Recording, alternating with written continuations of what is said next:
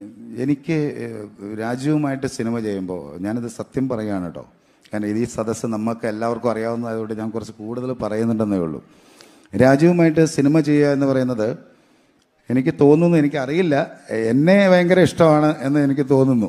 എനിക്ക് ഭയങ്കര ഇഷ്ടം തന്നെയാണ് കേട്ടോ. കാരണം എന്താണെന്ന് വെച്ച് കഴിഞ്ഞാൽ കുറേ ചിലവൊക്കെ കൂടുന്ന ആളാണ്, പറയുന്ന കാര്യമൊക്കെ ചെയ്യിപ്പിക്കുന്ന ആളാണ്.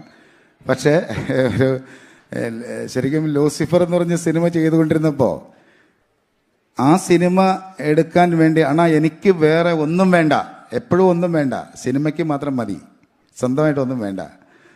പക്ഷേ ആ സിനിമയ്ക്ക് വേണ്ടി ചോദിക്കുന്ന കാര്യങ്ങൾ ചിരിച്ച് നിന്ന് കൊടുക്കണം, എപ്പോഴും സന്തോഷത്തോടെ നിന്ന്. അപ്പം ഞാൻ സിനിമ നിർമ്മിക്കുന്ന സമയത്ത് രാജുവിൻ്റെ അടുത്ത് ഒരു അണ്ണൻ മുമ്പ് പൊക്കോ, ഞാൻ പുറകെ നിന്നോളാം.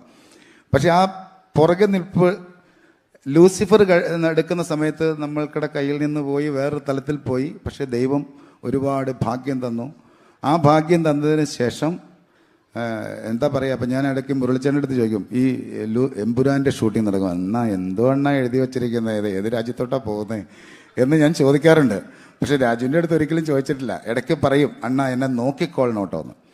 അങ്ങനെ മാത്രമേ പറയാറുള്ളൂ. അപ്പോൾ സുപ്രിയയെക്കുറിച്ച് ഒരു വാക്ക് പറയാനുണ്ട്. ആൻ്റണി, 2 വർഷമായിട്ട് എനിക്ക് രാജുവിനെ കാണാൻ കിട്ടുന്നില്ല, എല്ലാ സമയത്തും നിങ്ങളുടെ സിനിമ എന്ന് പറഞ്ഞാണ് പോകുന്നത് കേട്ടോ എന്ന് പറയും. അപ്പം ഞാൻ പറയും, ഇത് ഞങ്ങൾ ഒന്നിച്ച് എവിടെയോ എത്തും.